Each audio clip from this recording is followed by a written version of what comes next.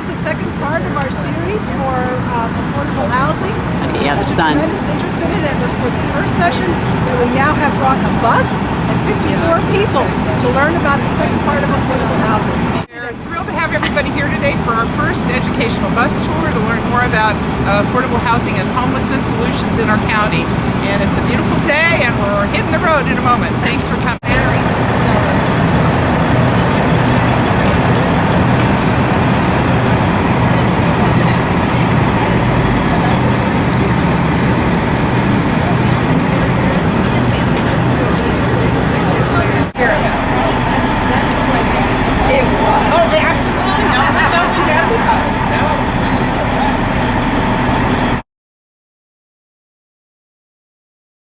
Well, I'd like to find out more about the problem, and I have been wanting to see the new house shelter.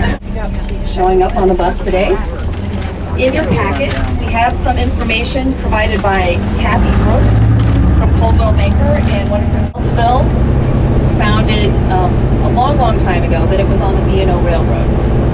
Rebuilt 1937, Columbia 1967, and Montgomery County, a specific inclusionary zoning law in 1983. Sort of moving through history. These are very interesting examples of what other communities did to create and foster affordability and inclusionary housing. Does anybody know much about Beltsville? Anybody ever been to Beltsville? Really conscious? You know, it is not just that place that you pass on the VW Parkway. It was actually kind of interesting in its great Maryland roots. It was a decision by Lord Baltimore. You know, that's kind of the beginning. But it was founded because of iron ore, and ultimately pig iron was how it started, and that's pretty much, it became a crossroads from the iron, and that's why the rails then made a rail depot, and it was very important to connect Baltimore to DC, and it is where cannons were built. Everything you can think of early iron. So that put Beltsville, and it was actually ultimately named by a family from Belt. But now you're starting to understand that rail went through Prince George's County because, number one, it was flat, and it was in between the city and the bay. You kind of think about it, the city and the rivers. It's the city and the rivers, and you just kind of start understanding Beltsville. When you start with Beltsville and you understand how old it is, it was a working class community. Very classic to what you might see in Canton. And if you know the history in Baltimore of Canton. Working class, immigrant class, who could work in the certain trades that were necessary, whether it was the 1600s, 1700s, 1800s, and it still came through in Beltsville. Does anybody understand the history of Greenbelt? Couple. So for those of you that don't know about Greenbelt, it actually is probably the first affordable housing project in the country's history. It was a vision of FDR's, and it was originally there were about 800 homes, and it was started by, and I want to be sure I quote this right, the Resettlement Administration in 1935 under the Emergency Relief Appropriations Act. And there were 3 communities that were built at the same time. One is Greendale, Wisconsin, Milwaukee, outside of Milwaukee, Green Hills, Ohio, and of course Greenbelt. So the whole idea behind it was that they needed housing for the poor. And so when they had the first series, never done this quite like this. When they did the first series to get people to provide housing, they had 885 residences, and they had 5,700 applicants. A little bit later, in 1937, they built another 1,000 homes, and that was for the same purpose. But what it actually ended up was part of the war, and it was actually beefing up for the war administration. So when you think about it, you have Greenbelt and you have Beltsville, and what you have and what will hold as you look at housing, you go forward to Prince George's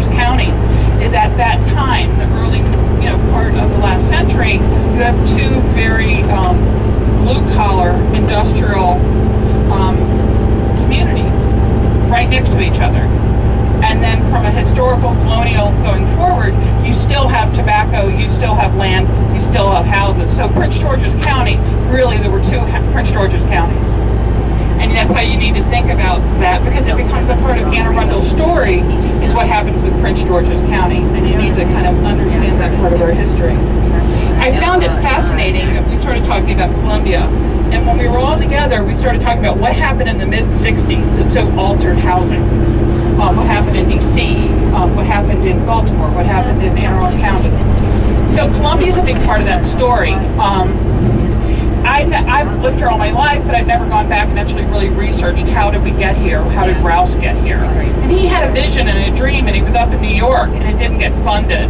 And then his next project was actually Cross Keys. And when he was here, he started negotiating and working with people with money, and they did backroom deals to assemble the land that became Columbia.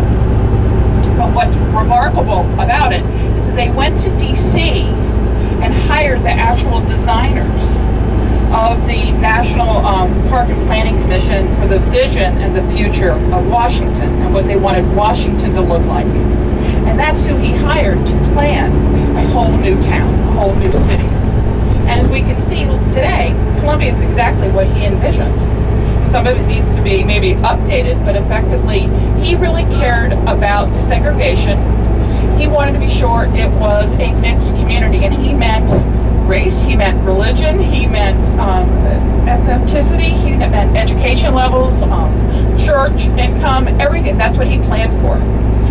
It's fascinating to me, in 1967, he is quoted as telling his salespeople, "I do not want discrimination.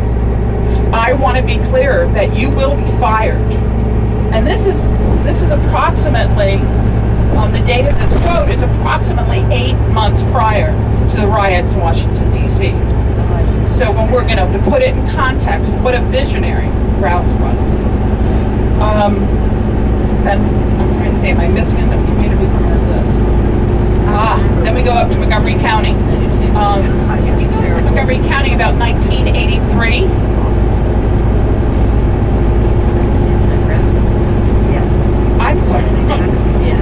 I'm so sorry. I guess it's hard to go back. Rouse is the developer. He was an individual to Rouse, but he was from New York actually, and the money that actually took when he developed Columbia and his vision, it actually took until the 80s to really see the profitability. But the people that he brought in, if we might call venture capitalists and investors and stockholders and stakeholders then, understood it was a long-term vision, and there really wouldn't be big profits until decades later. So he had that great vision, and that tells you the best developers actually know that it is a long vision and they understand the balance. And those are the great developers that we will look to and already look back at and understand that they were visionaries. Does that catch up the Rouse? Yeah, he went on and did more. He went on to become a very large commercial developer of everything from shopping centers and commercial development.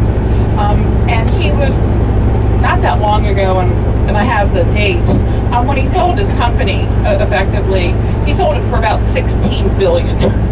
So yes, if you kind of go from 1967, when he was telling his salespeople when they're selling the first houses, yes, he made a lot of money, but he didn't make all that on Columbia. Let's be clear, he became a very well-respected innovator, visionary, and because of his vision for mixed use and having a place for all people in a community and understanding a full community. And of course his philanthropic. And so that's a big part of the Columbia story, is that started with a philanthropic, also started very much from medical care, started from being sure there was adequate and appropriate space and prices to build churches. So it was really from a philanthropic, he understood the hospitals, everything that he did in that building, that community, was a balance. And philanthropy, thank you, was a big part of it as well. And then, what really kind of shocks when you think about we don't have these kind of communities really built in Anne Arundel County, is when you think about Montgomery County. By 1983, Montgomery County had passed all the zoning necessary to have affordable housing built into every planned community. So what you would find is a very expensive housing group, and then it would be tiered, and then it would be another single family home at a next price point. And then you might see duplexes, and then you would see fine brick row houses, and then you would see another level at townhouses, and then built into it actually was an affordable housing HUD-directed number of houses with the attached financing. And so that's 1983. So we're talking about how many decades are we out of whack in Anne Arundel County? So you think of Rouse, and then you think of, so we kind of go from FDR in 1935, Rouse in 1967 when he's selling the first house, to 1983 with Montgomery County. And none of these things took place in Anne Arundel County. So then the next piece of the story, there's so many pieces of this. So another piece of the story that we were looking at is sort of both the geography, the physical, both location and the geography of Anne Arundel County. The amount of our waterfront, rivers, creeks, and how much it costs to put infrastructure around that type of geography. And the fact that we're also a little farther removed both from Baltimore and DC. So we're just farther removed from those large job centers. And then also there's sort of, honestly, that would be considered a limitation on single family, lots of single family development. And then there's sort of the human barriers to lots of homeownership development. And the three, and Mary Grace will detail them, but the three that we talked about were big land, people who own very large tracts of land, the Washington elite control of the waterfront, and then the historical nature of Annapolis, which is the heart, we often think of as the heart of Anne Arundel County. So, has anybody here ever built a house? Show of hands. Okay, how many people have renovated a house? Is there anybody here that has never had to talk to the zoning office? Okay. So let's understand. If you already have a personal relationship and how you felt about the process. Did it work well for you? Did you the final outcome? All those types of thoughts. Well, those happen from public policy, and also happens from real estate development. Same things that you think of, just on a much bigger scale. So when you think about Anne Arundel County and you think about the state as a whole, when big transportation changed, you had roads, major roads change in the 50s. So you have the Baltimore-Washington Parkway, which kind of cuts us away, separates us. You have a lot of money going into what becomes the Washington Beltway. You have Route 50, for those of you that have been around for a really long time, know that it was really a very small road for a very long time. And so it was very few people would really come out to Anne Arundel County, to Annapolis. And it really was the drive-through county going to the beach for a very, very long time. And that's the way Anne Arundel County liked it. The feds and the state paid for the roads that really impacted us. And so if you don't have to build an infrastructure of roads, it is a great savings. And for Anne Arundel County, we have so many rivers. We don't have roads, we have bridges. Roads you can manage. Bridges are incredibly expensive. So you start thinking about what communities, what peninsulas, how were they built, why were they built, when were they built. You have to think about the bridges. How many bridges do you have to cross to get to that location? So that kind of gives you from a bigger view, what happens with roads. So then we have big land. So Anne Arundel County is actually part of the Baltimore metropolitan area, not the Washington. So you want to think of Anne Arundel County in terms of southern Maryland going up to Baltimore. And big land for horses, big land for tobacco. So big land owners did not want development. They wanted to control their big land. They also didn't want to have to start paying taxes on real estate to build infrastructure. infrastructure that they didn't need or want. But the same thing happened with the Washington elite. So the Washington elite would have summer homes, and not all as lovely as Gibson Island. It could be in Shadyside. Could be just a nice summer home, not winterized. But by not having sewer and not having water, which means no infrastructure, you control development. And that was still very much controlling Anne Arundel County real estate development when I moved here formally 20 years ago. That was how communities were still battling developers. So we have definitely, the collective we. The third part is the historical nature of Annapolis and our pride history as both the state and nationally. And we didn't want things to really change dramatically, and we liked being a rural community and having the northern part of the county being part of the Baltimore market and having the workers in that environment and that housing that supported it. And then of course we loved our Annapolis, our greater Annapolis community. So we really didn't build any infrastructure, and that kept taxes under control, which also meant we didn't build schools. We didn't build firehouses. We didn't want to be a taxed community. So that really put a lot of the control. And developers without infrastructure and without the math, because remember how you felt about building your house or renovating your house. Ultimately, and if Kathy Brooks was on the bus, she'd tell us, you don't necessarily build this or renovate that when you want to go sell your house, right? Well, developers know that ultimately. The best ones, the Rouse, know that the math ultimately has to work, and the math has not worked for the kind of development that you see in other counties, just based on all these kinds of factors.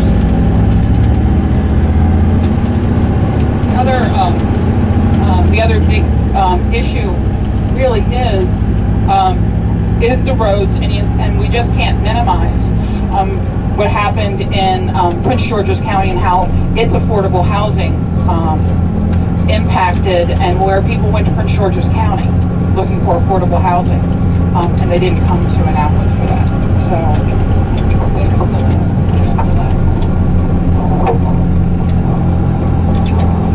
So we had a couple of more pieces to this, but we're almost to our next destination, so we'll continue the conversation on the way back.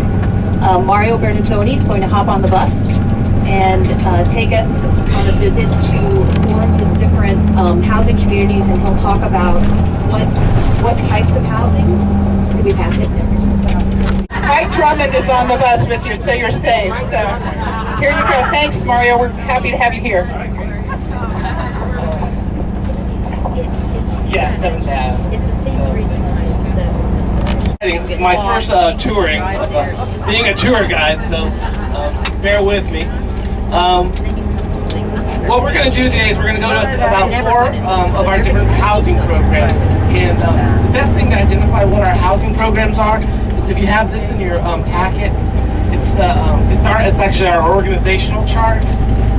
And this tells you a little bit about the different types of housing that we have. And we break up our housing programs into 3 different categories. The first category that we have is emergency housing, which is our winter relief program, which is like emergency shelter. The second category that we classify it as is transitional housing. And transitional housing is usually a limited amount of housing for up to 2 years that someone can stay. So that's transitional housing. And then the third kind of housing that we have is permanent housing. And permanent housing is basically some place where a person can live permanently. So it's, like they're either their own apartment or their own house or their own, room. But it's permanent. They have a lease and that kind of thing. So those are and we'll look at both transitional and permanent housing today, so you can kind of see what we do. The first house that we're going to go to is our women's permanent housing program, and it's basically a place where women can live up to actually they sign a lease with us, and they can live as long as they want, as long as they're paying the rent and paying their rent and doing the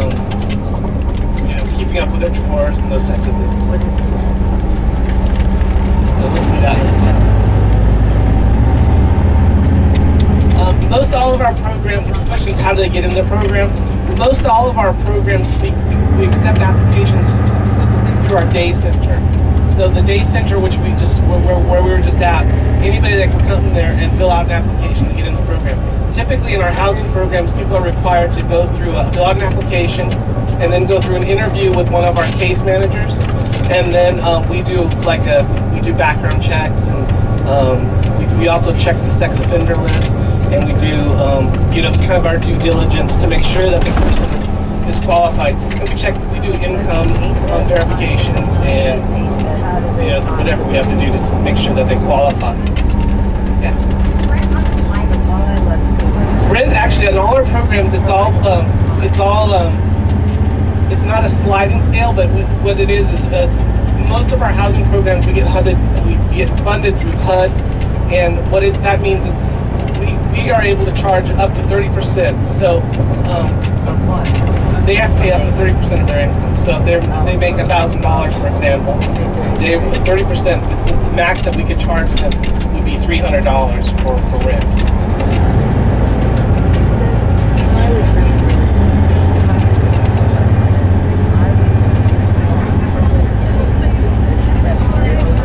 It's usually a first come first serve. So it's like whoever signs up gets into the program. So it's usually whoever comes in first. Let's say we get 5 applications that we're looking at. They all come in kind of at the same time. Then what we usually will look at is who's best qualified or who's in most needs. We may look at vulnerability and those types of things to make sure we get the right person involved.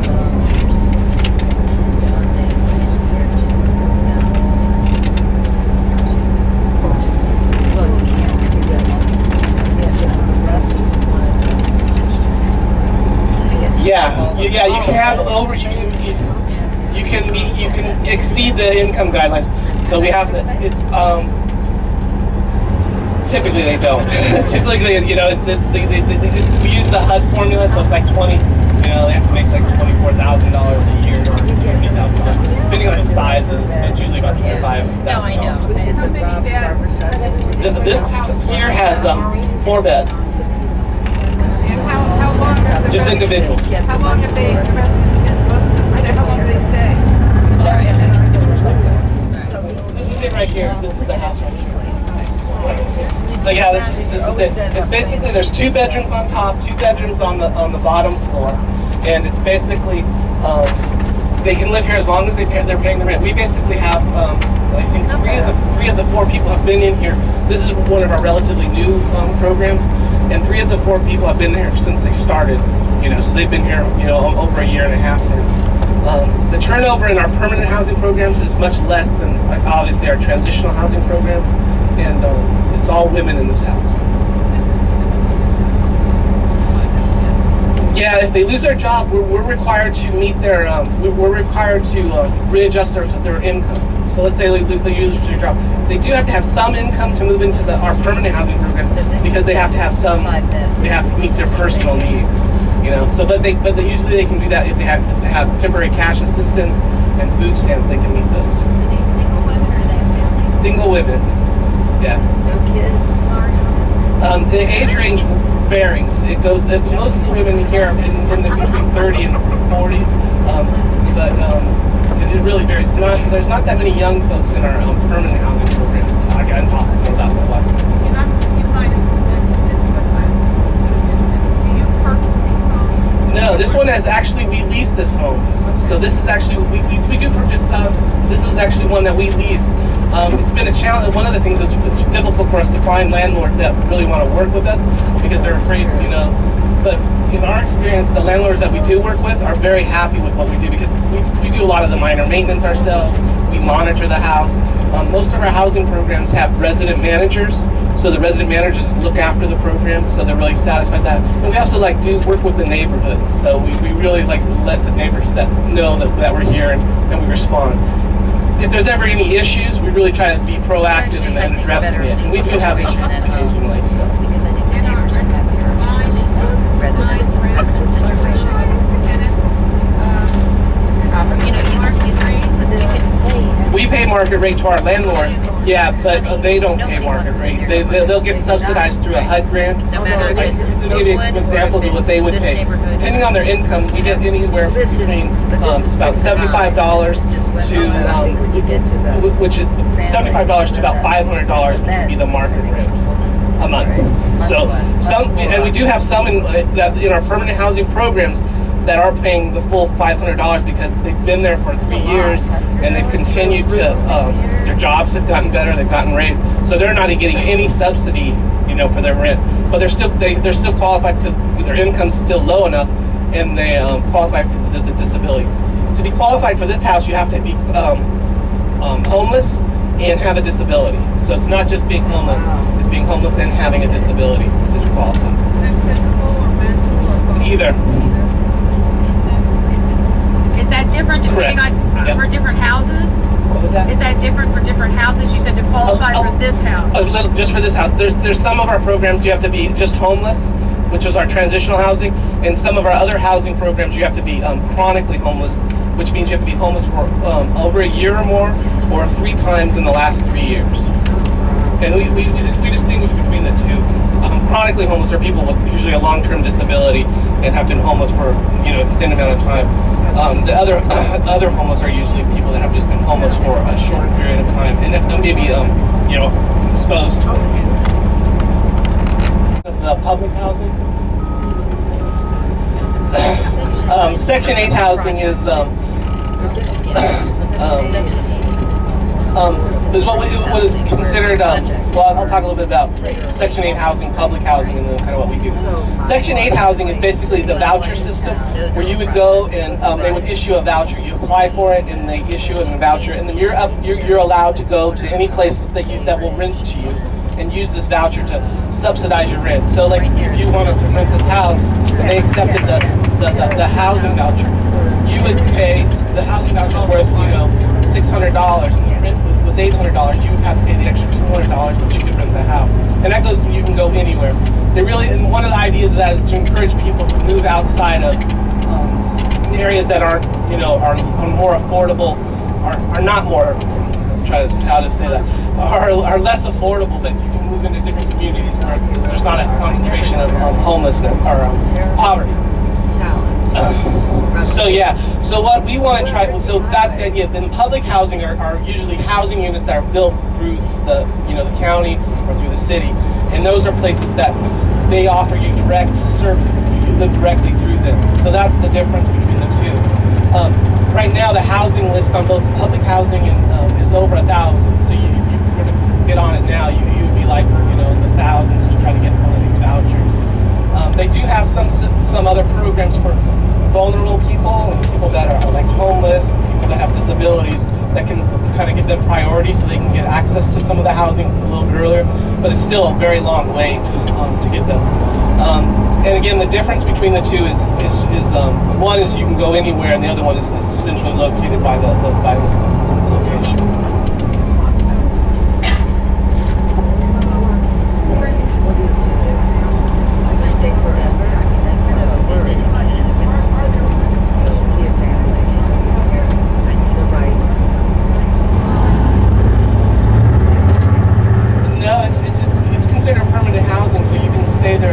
They encourage you, and they have programs to help folks get off of public housing and to pay less. What their goal is, they want the individual to either get income, some type of income, and then over time they may pay less, but you can still stay in the housing. So there's no end date as long as you're paying the meeting the income guidelines and paying the rent and being a good tenant. There's no end to it. But they do want to encourage you, and they do every year. And even all the programs have to do an annual income evaluation, so they have to see what your income is, and then they adjust it. Like I said, with us, if someone loses their job, their income their rent can be adjusted to be lower. And it's really only when they ask to get it, even if they lose, they go from full time to part time, they can ask to get the rent adjusted, and we have to adjust it. That happens more often than we get calls from saying, "Oh, I got a raise. We need to raise your rent." So we do that at least annually, so we can verify if we get their W-2 verification. Yeah, so that's the difference. So there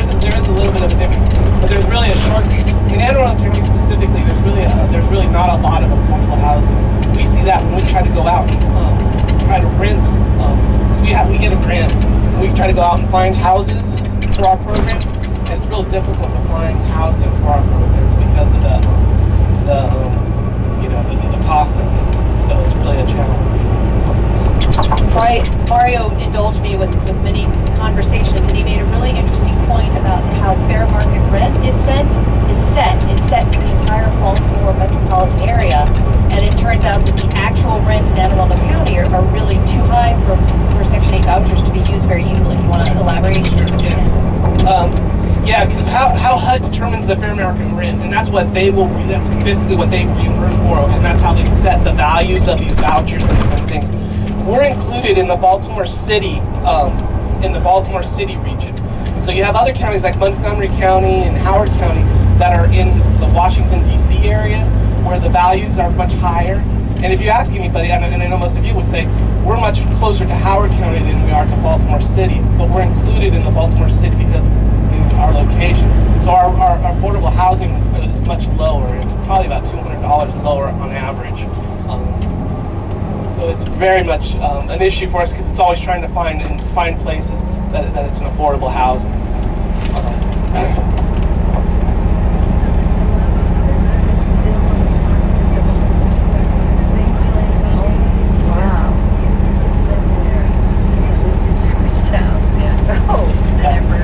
Yeah, no, that's a huge issue for us. And if you notice by our tour of our program, this bus tour, it's all along Ritchie Highway, and that's exactly the reason why. We have a bus that runs up, and we try to locate our programs really close to Ritchie Highway, and that's really the only public transportation in our county that's really effective for housing options.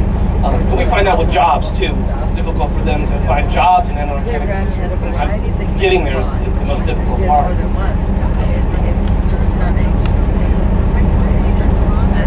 That's all right. I bought my jewelry there. I was just so happy.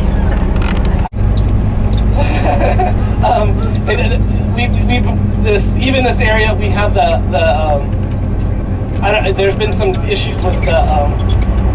Let me get the directions here. Yeah, turn.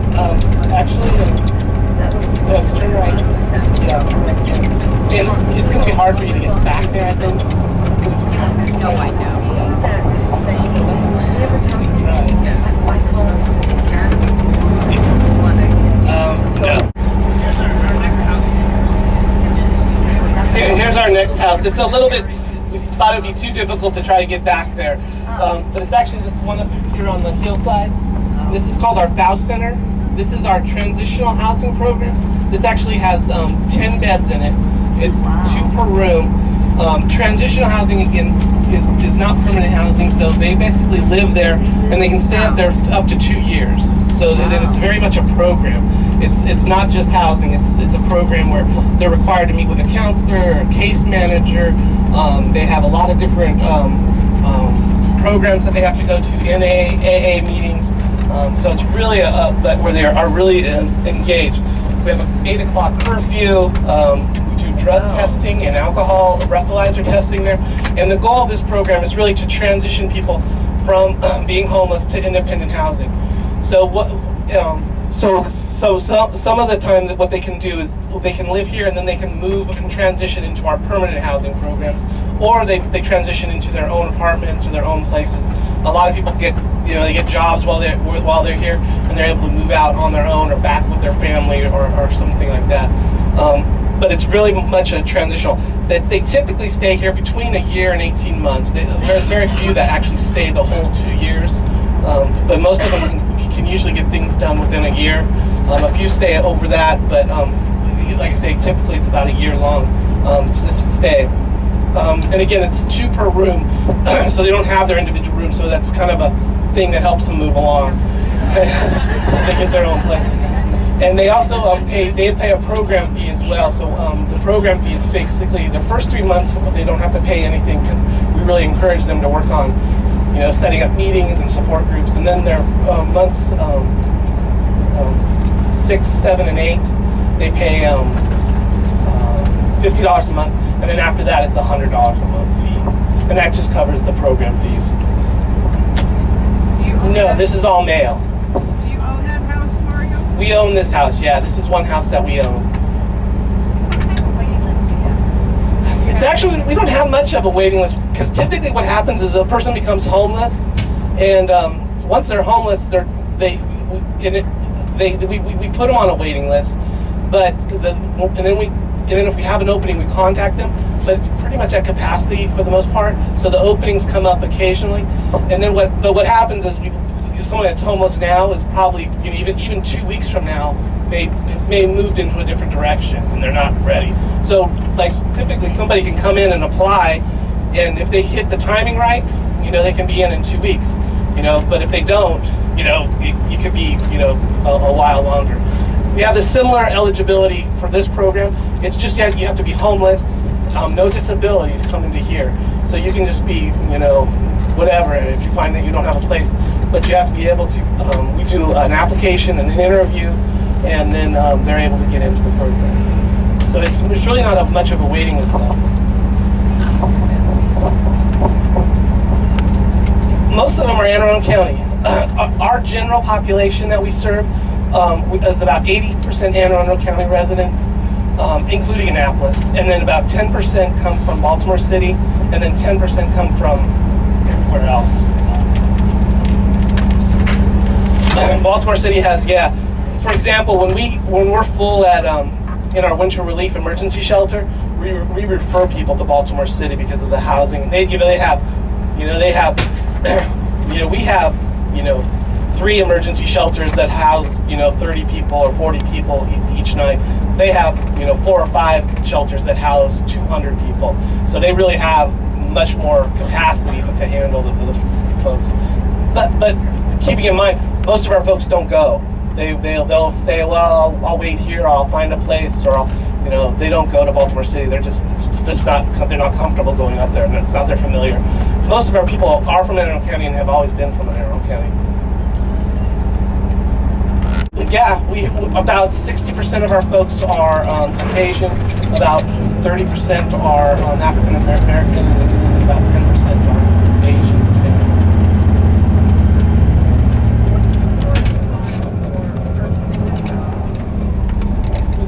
What was your source of funding? To start that is HUD funding. Yeah, I can give it. This started in 1999. Actually, this was one of our very first programs, was the Thou Center. And how it started was we had the winter relief. I can give you a little background on Arundel House of Hope so you can get kind of where we came from. Arundel House of Hope's been in operation since 1992. And we started out as a group of 12 churches that came together and they wanted to do something about homelessness. And they came up with this rotating shelter system. And where the homeless would be in 1 week at each church and they would rotate throughout. And that was like our first year. They served about 12 people, and they had about 12 churches participating. So we just started there, and we just continued to grow after that. And to give you an example, this last year we actually had 3 sites per week, and at each site we probably had an average of about 30 people. And so we served about 90 people in our 3 emergency shelter sites each week. And then that Thou Center was our first program, and their initial plans was, the board was to develop a permanent emergency shelter, so they would take it out of the churches. But we made a decision to change that and said, let's move to transitional housing, and we'll keep it in the shelter, because that's really what I think really. If anybody's been a part of that winter relief program, either through one of your churches, really see the impact that it makes, not only on the people in the church that are receiving the services, but the people that are actually doing it. It really, gives a face to that homeless person. It really makes that interaction. I get people to come to me and say, "Wow, I volunteered at the church, and I saw somebody, and I didn't know he was homeless. I saw him at Giant, and I just thought he was, somebody, but I didn't realize that he was homeless." And that's really the realization that we said, it kind of makes that connection between volunteers and people in service. So that's definitely something that we need. So that would be something that would be up, just trying to get people to get more affordable housing, and it's quality affordable housing. So what we hear is people say, oh, there's housing in Brooklyn Park, or there's housing in you know, in these areas that where people really don't want to live or prefer to live. So it needs to be something that's kind of account across county lines to get housing. What do you consider affordable housing? What price point? It's difficult because again in Anne Arundel County you're struggling with the increased cost. Typically, like a one bedroom for about $700 is what we would see that would work for us. So that would be around what we want. There was actually a bill that was put, and I don't know actually what the status of it is, but it was basically a bill that was put in that they proposed this year in. It was something to allow people to not discriminate on a person's income. What we find is like a lot of landlords will say, oh, I don't accept housing vouchers. I don't accept Section 8 housing. I don't accept, you know, this housing vouchers. And what we want to do is allow people to say, well, you can't just discriminate on that one thing alone. You know, there can be other issues. And what our goal was to try to do that so people can say, you know, if they can get into a place, you know, let them get into a place. All through the 50s and 60s, both Prince George's County and Anne Arundel County had a very hard time dealing with Brown versus education. We know this. You'll hear more about how Annapolis and Anne Arundel County dealt with it. Prince George's County, it took them actually 30 years before an actual program worked. That was in busing in 1974 is when it actually was fully implemented. So what happened in Annapolis? Annapolis and I actually, we've been talking, we're both Washingtonians, and I said, what am I about to say, was it true? Do you have the same perspective? We were both born in Washington. And he said, yeah, so this is pretty controversial, what I'm about to tell you. Annapolis had, and still I believe, and I may be corrected, the highest concentration of public housing in the East Coast. So per capita. So how the heck did we get it? I mean, that's the question. So if you were to go to the county building right now, and if you were to go to the county parking lot right now, what you're sitting in is literally what was a vibrant business community for the African Americans. Hardworking, wonderful community, known throughout the country for music. Musicians like Billie Holiday would come to Annapolis. So we really had three types, and this is a wild generalization. This is really for this story. You had watermen, and of course they needed to live near the water. You had families that worked in other houses or had their own businesses. And then you had, and now I'm missing the third group, come to me. I apologize.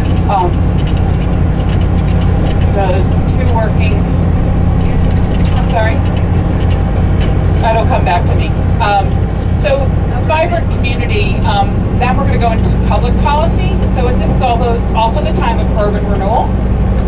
And so what we did federally is we said, okay, we need affordable housing and we need public housing. And so we're going to give developers, remember those developers we talked about all along? We're going to give them tax credits.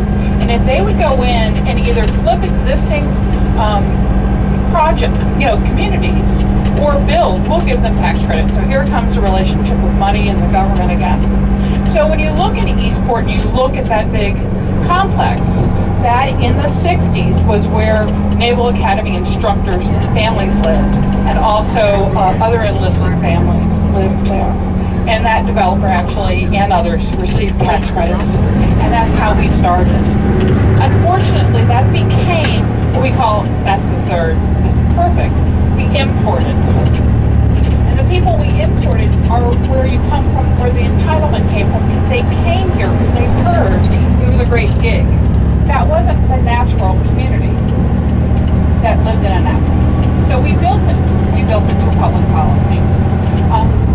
So the second piece of this is the state government and the federal government. So they went in and they looked at this land and the houses that were around Clay Street, where the Stanton Center is, and said, oh, we're gonna bulldoze this, but we need to annex it anyway because the state needs more buildings and the county needs a building and the county needs, redo this and a parking lot.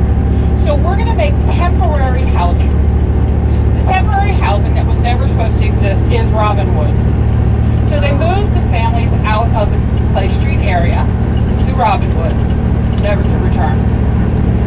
Now, you see Forest Drive today, it wasn't like that then. Think about public transportation now, there was none then. So any access they had to their jobs, whether they were watermen or working in families or working in businesses, they had very little ability or mobility. So we really disconnected them from their ability to earn a living. And so it is a combination of all these factors, but specifically importing people that were not from Maryland, that came here for the handout. And there are signs, there are pictures, I looked for it, I couldn't find it, a picture, and that is about, like, you want a free lunch, go to Annapolis. And that's pretty much how we changed the dynamics in the mid-60s. So that's that's what I call the Robinwood story. And then other housing obviously was built appropriately. Many people will say today that we have not even begun to fix the problem, and there's been a lot of right-minded. So the road to Hades is paved with good intentions, and that's very much, unfortunately, Annapolis' story. It seems like every time we go to try to fix it again, somehow we make it worse. About 10 years ago, I lived in Eastport for about 20 years. About 10 years ago, I was at a public meeting, and I couldn't understand why we couldn't get a covered bus stop right across from the recreation center in Eastport, the Eastport community. And the community said, members of that community that live there, they said, "Oh no, we don't want the trash and the gangs to be able to hang out there at night." And I said, but the people who are getting on a bus to go to a job, but that's it. So, you have to understand there's lots of ways that we got here. So I think that kind of tells the Robinwood story. And then the last stats were, where are we? So I compared, I Googled for you, Beltsville and Glen Burnie. They wanted to see today kind of the per capita, the poverty. And then I went and got the Annapolis City. So I'm just going to give you a couple of stats. Very shocking because most of you, of course, I know you know that Annapolis is really about 10% of the size psychologically you think it is, right? We all know it's really about 38,000 population, not 380,000. So the numbers we're going to go over. So the median income for a household in Beltsville from the last census was $57,000, and in Glen Burnie it was $45,000. In Annapolis it was $49,000. Okay, the per capita income for Beltsville is $24,000. In Glen Burnie it's $20,000, and Annapolis it's $27,000. Living below poverty. Beltsville, 7.2% of the population. Glen Burnie, 7.7% of the population. Annapolis, 12.7% of the population. When you really get into the income, you just people don't understand. They don't understand when you're in the city and when you're in the county. Don't understand, there's always been a problem what you can tax when you have so many state and federal, non-taxable real estate. So when you really start breaking all this down, start to give you an idea of kind of how we got here. And I think the 1960s is the best way of the intersection of understanding it. Thank you. Thanks very much.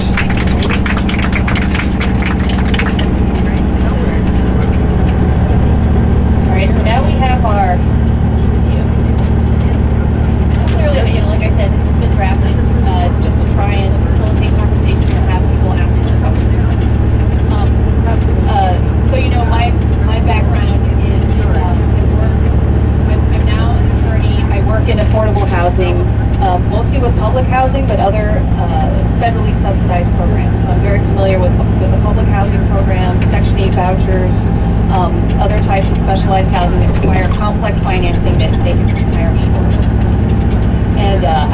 track appropriations and legislation that affect these public entities. In Philadelphia, I worked for the Redevelopment Authority, where we actually did some of this urban renewal work.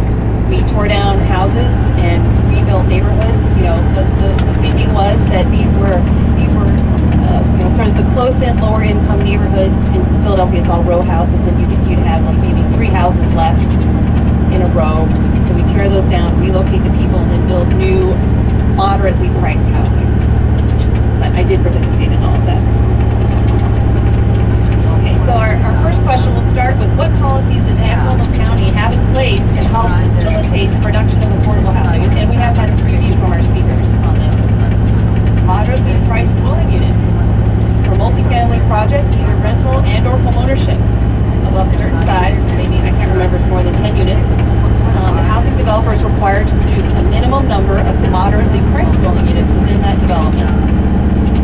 There's also a possibility of a density bonus for commercial developers developing sort of big, expensive developments. They can create a more dense or a higher development, but then they have to either give money or support affordable housing in a different area of the county. We have that policy. Income discrimination. Landlords that manage 5 or more units of rental housing cannot reject an applicant based upon that applicant's source of income if the applicant otherwise qualifies for the housing unit. And income could include a Section 8 voucher or other sources of public income like Social Security, other sources. So, or none of the above. That's right, it's D. Right, so moderately priced dwelling unit, Montgomery County has that policy. And they've had it since 83, 85. And they have, obviously it's all over, they've done a great job. And the units don't last forever, but of course housing keeps being built, so then you have these affordable units scattered through. Anytime there's a big multifamily development, home ownership or rental, there's more affordable housing built in Montgomery County. The density bonus program, that's in Washington, D.C. I actually worked on a 130-unit affordable housing program, and we got more than $1 million from a developer that did this little, this complicated zoning swap. It's not actually used that much, but it does generate money for affordable housing in D.C. And then income discrimination. I have a printout. There are many, many jurisdictions that have, usually it tends to be a local jurisdiction. It's usually not a state level policy. It's usually a county or a city will have this type of anti-discrimination. A lot of HUD programs will have this anti-discrimination. So for example, a low-income housing tax credit, a person who builds, these are moderately priced, I'll talk about these later. These are moderately priced rental housing. They're actually usually very, very nice. But they cannot reject an interested tenant who has a Section 8 voucher. Okay. And I apologize, this next question I didn't have the wherewithal to figure this out for Anne Arundel County, so this is a national question. So what is the primary source of affordable housing units today? And then, affordable housing is a flexible, it's a very open, what does this actually mean? But we'll say for people with no more than 80% of area median income, paying no more than 30% of their rent. Would it be public housing, various state-funded housing, Section 8 housing choice vouchers, or the low-income housing tax credit? So how many people think it's A, public housing? How many people think various state-funded housing programs? How many people think Section 8 housing choice vouchers? And how many people think it would be the tax credit? So it's actually the tax credits. And I actually lined up the numbers on the next question, is how many units each of these produce. And admittedly, I didn't have numbers for state data. Housing's so expensive, states don't usually give that much money to housing. So the interesting thing, and honestly, Trudy McFall made us think about this. I wasn't thinking about it because I focus on affordable housing. She said, listen, tax credits. This is the source of affordable housing being produced today. And she's right. We have 2.3 million units have been produced since 1986. That's a very short period of time. Public housing's been in existence since 1937, the Public Housing Act, the U.S. Housing Act of 1937. And actually our total numbers have been dropping because Congress hasn't funded enough money to maintain and operate. It's been going like this, unfortunately. Question?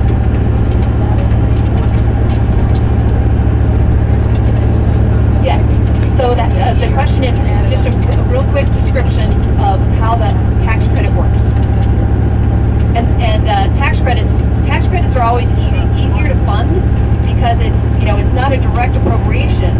It's more people get a break on their taxes. So really we end up getting less money in the federal coffers. It's easier for Congress to authorize. It's easier for voters to stomach. That's why the whole tax reform thing is so boring. So a tax credit is it's a formula based on the number of people you have in your state and their incomes. And each state gets sort of this dollar amount of tax credits. And then each state has a plan on how they're going to prioritize the use of their tax credits. And some states, focus on homelessness. Some states focus on special needs. Some want you to target more low income. Some actually just want to create moderate income. The ceiling in tax credits is 60% of area median income, which is area median in the middle, and then 60% are still working people. And then there are ratios of how much, what percentage you have to serve, a certain percentage at 50%, a certain percentage at 80%. But anyway, so each year, by statute, each state gets this allocation of tax credits, and then the states will have a competition to get the tax credits. There's 9%, which give you a lot more money, and then there are 4%, which you just get a little bit, but you can still build housing. But the 9% are the ones that really help facilitate your housing. And then it's very complicated, and a lot of people get paid to participate, but the cool part is that you get private people investing in it. So you have investors who invest money, and then they get the tax credits, and then they get a break on their taxes. And very interestingly, during the recession, the tax credits had no value because people weren't making money. Like normally, you can sell the tax credits somewhere in the 80 to $1, depending on where your housing is located. And there was no value left. It was down to 60 cents. I was actually working on a project that started at 80 cents and it went down to 60 cents, and we had to find millions of dollars to fill this gap. So it's sort of fascinating the way the tax credit works, but it makes more affordable housing possible. And another thing that's really interesting about public housing, and I know it's happening in Annapolis, is that this whole philosophy of basically warehousing poor people, we figured out that doesn't really work well. And so we try to do, nationally, we try to do mixed income housing. And the tax credits make that possible. Because tax credits target 60% of AMI, you get a nice plug of money. And the other thing is you have to maintain the requirements of the tax credit for 15 years or they lose their tax credits. So these private people, they're not going to lose their money.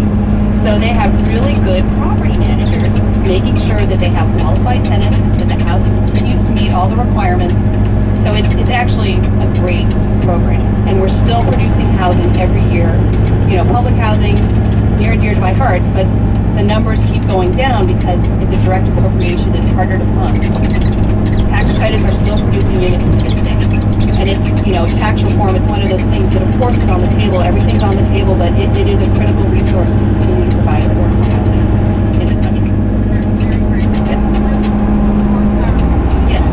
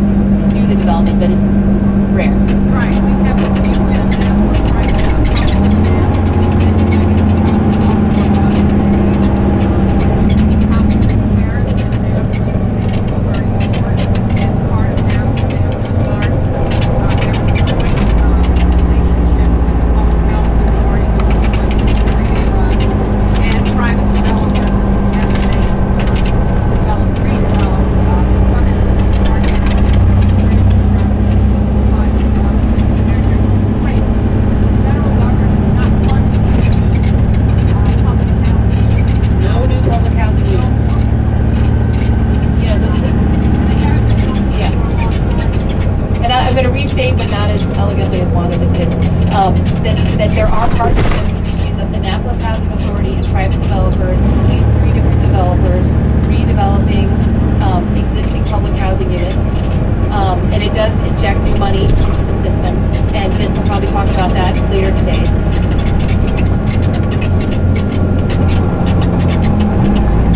Oh, and no new federal funding for public housing. When public housing is redone, it's all these like fancy, it's either, leveraging tax credits, leveraging existing funding. There are a few grants that you get this big dramatic grant where you redo your housing, but those, those are 10 grants per year. And there are, I'm trying to think, thousands of housing units. Question? Are there other examples of exciting solution-oriented things happening in the county and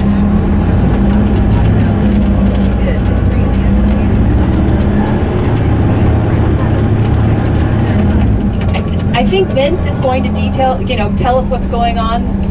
he definitely will.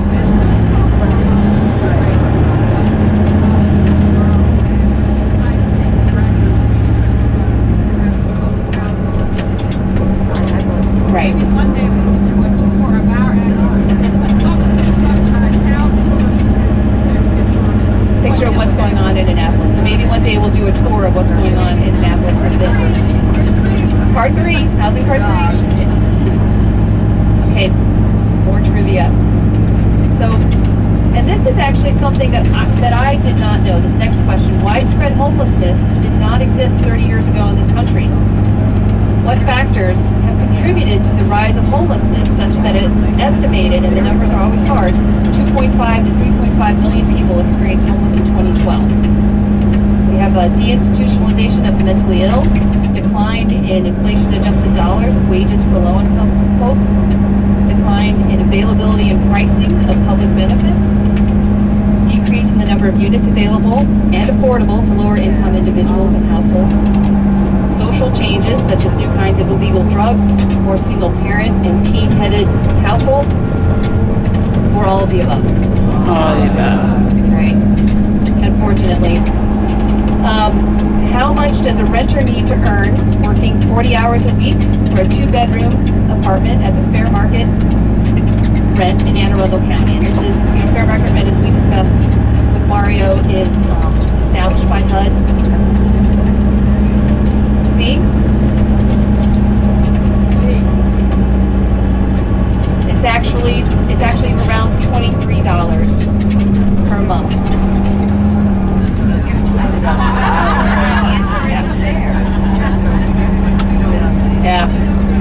Yeah, we all need, And then we did discuss how HUD defines low income. Technically, HUD defines low income as 80% of area median income. Now, most HUD programs serve folks way much lower than that. Judy?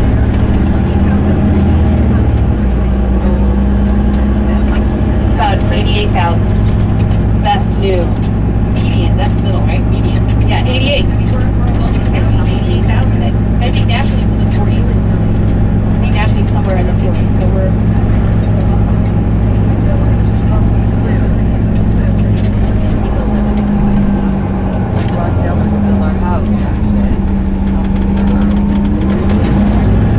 Yeah, yeah.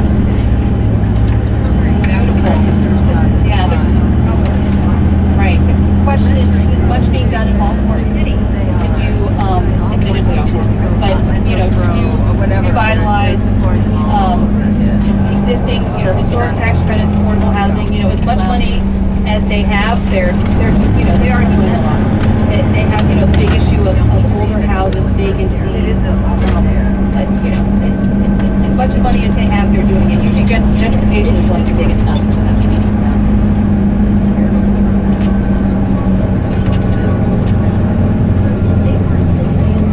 Oh. Right. So tax, you can restructure the way you do real estate tax, and it actually encourages people to redevelop. Yeah, we have to end. Oh, we're supposed to drop people at the first. Oh, they're making it up. Yeah, sorry. We'll turn around. Sum is greater than the whole of the parts, that by sharing sharing our contributions individually and pooling our resources, we've been able to raise $400,000 and awarded to 40 nonprofits throughout Anne County over the last 6 years. Both of our speakers today at this presentation really have been involved in the same kind of collaborative partnerships. And Kathy and her agency were involved in development of the Bates Project. So we've asked her to come here today. They do a lot of other things, not unlike Rumble House of Hope, but really to share information about the Bates Project and how it took a lot of perspiration and perseverance and resourcefulness and collaboration to bring this project to fruition. CDS is a nonprofit organization that was actually established in 1993. It was when Bobby Dale was the county executive at that point in time, and I'd like to say that we were one of the chosen ones to be privatized. So that probably the only place in the whole country where it's done this way, but they actually took the Office of Housing and Community Development and created it outside of county government as a nonprofit organization, and now we're under contract with the county to perform all of its housing and community development functions.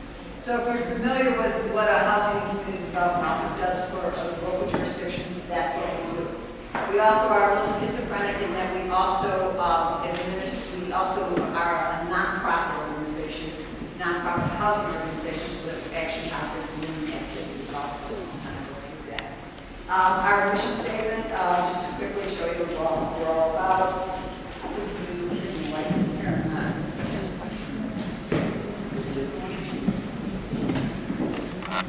We have professional planners, housing finance advisors, people who counsel people, construction specialists, and grant administrators. Just to show you a little bit about who we are, our dollar amounts and where they come from. As you can see, most of our funds come from the federal government. The mother load is funds from the Department of Housing and Community Development that we administer on behalf of the we also have various state funds. Most of the state funds are from the Department of Housing and Community Development, county funds, and just a little bit of private funds where we do different work for other nonprofits. I think the best way to run community development, referred to affectionately as ACDS, the best way to understand who we are and what we do is to look at all that we do and categorize it under three areas. The first is what we refer to as our ACDS programs. This is where we actually act as a nonprofit and provide services to the low to moderate income community. We also provide capital financing funds for other organizations to do various activities, whether it be rental housing or a community facility. And then we also administer grants and funds that are available to other nonprofits to operate various services that provide needs to low to moderate income. Okay, I'll quickly go through ACDS's programs. We offer a homeownership counseling program where we teach people how to become homeowners or first-time home buyers. We do educational courses in addition to one-on-one counseling. And really, really important and unique about this is we do extensive credit counseling and help people get their credit in shape so that they can actually get a loan from the bank and be able to buy a home. Big program in the last couple of years is our foreclosure, unfortunately, is our foreclosure prevention counseling program. We probably service over around approximately 800 clients a year. We do a lot of answering questions on the phone, and then we also do intensive counseling, and probably do about 300 plans of actions with people, helping them figure out exactly what they need to do to move forward, whether it's negotiating with a servicer or helping them figure out how to go through a short sale. We also have a program called the Mortgage Assistance Program.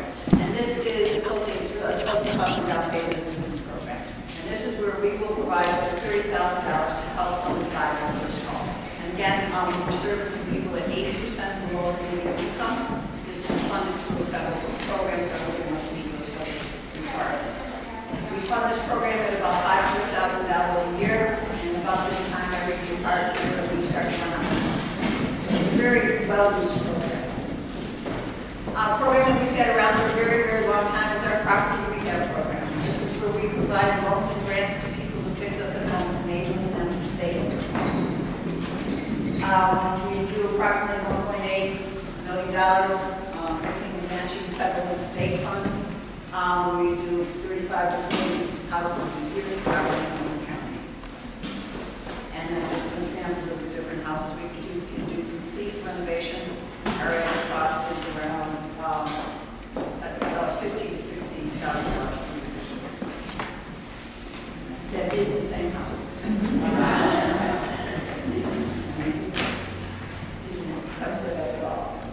Also, as a nonprofit, one thing that we've done since we've been privatized is that we also manage scattered rental units. This is a program where we work in our designated revitalization communities. There's actually one property on the south end of the county, and then two properties working in two neighborhoods in the northern part of the county. The Still Meadows community, which is in Suffolk, and then the Brooklyn Park area, which is in the northern part of the county. Back probably about 6-7 years ago, we were buying properties, fixing them up, and selling them. Of course, as once the crash came, we sell the house to save our souls.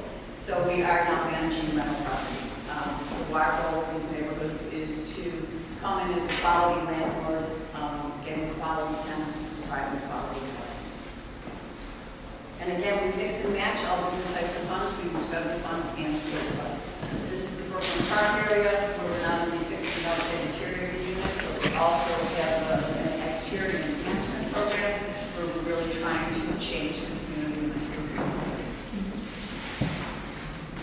And then we not only do rental, but we also develop owner-occupied housing. We have we've bought land, taken land through the subdivision process, and built homes.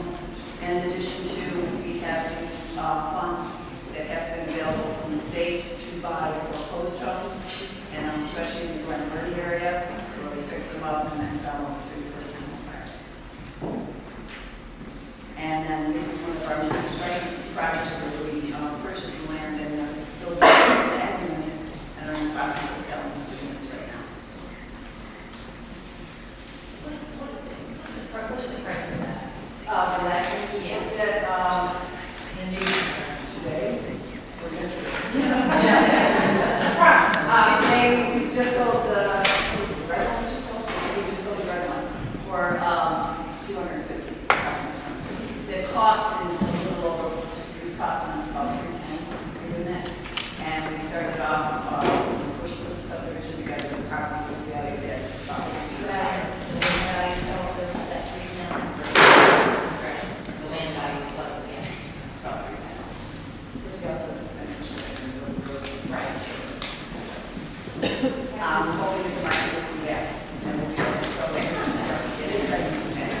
Criteria. Depends on what project we're doing, where our funding is coming from. Okay. If we're doing rental, most of the time we're trying to keep it 60% below the median income, and the median income is set for Baltimore metropolitan area. Okay. Please don't ask me what that income is, because we do 60%, we do 80%, and we do 120%. Okay. These houses right here, this is new construction. We're servicing people at 120% below the median income. The houses that you saw previously were about 80% below the median. Rentals were usually about 60% below. How do you get that? It's tree size. Where is it? Oh, this is. Yeah. How do people get to know about your program? How do they sign up for these classes? I mean, criteria. Again, because one of the first things, if you want to be able to purchase any of the homes you're selling or access a closing cost and down payment assistance program, you must come through our home ownership counseling program. And that's advertised. We do a lot of advertising in the communities. We work very closely with the banking community, and we work very closely with the real estate industry, so that people are referred to us all the time. And other nonprofits and other businesses are getting the same thing. So they're getting more of these from banks and other communities. Right, exactly. The closing cost comes in as a soft second on the property, and it helps with the closing cost and down payment. And it says if and when you sell, you need to pay us back. What do you see after the housing market crash? Currently, what do you see is the availability of credit? Are people able to get? Is it that much more difficult to get credit? Does it ease up a little bit? I don't think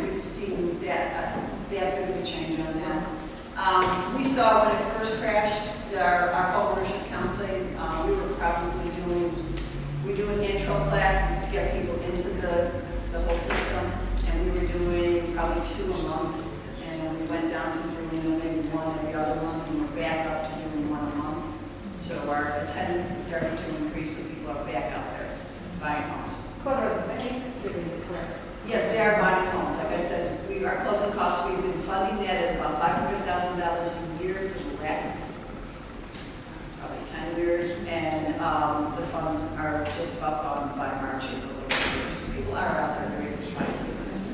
Yeah. So we also provide capital financing, and again, I think one of the I mentioned is we spend about $10 to $12 million a year. That's dollar amounts that we administer on behalf of the county, and so that we also provide financing to other organizations. We work closely with community associations, whether it be a Boys and Girls Club, a healthcare center, or a community facility, or the restoration or the saving of historic buildings. And we also provide funding to special needs in various, the county is very fortunate in that it has a lot of nonprofit organizations that serve the special needs population. And so we provide financing for group homes, whether it be the purchase of a group home or the fixing up of a group home.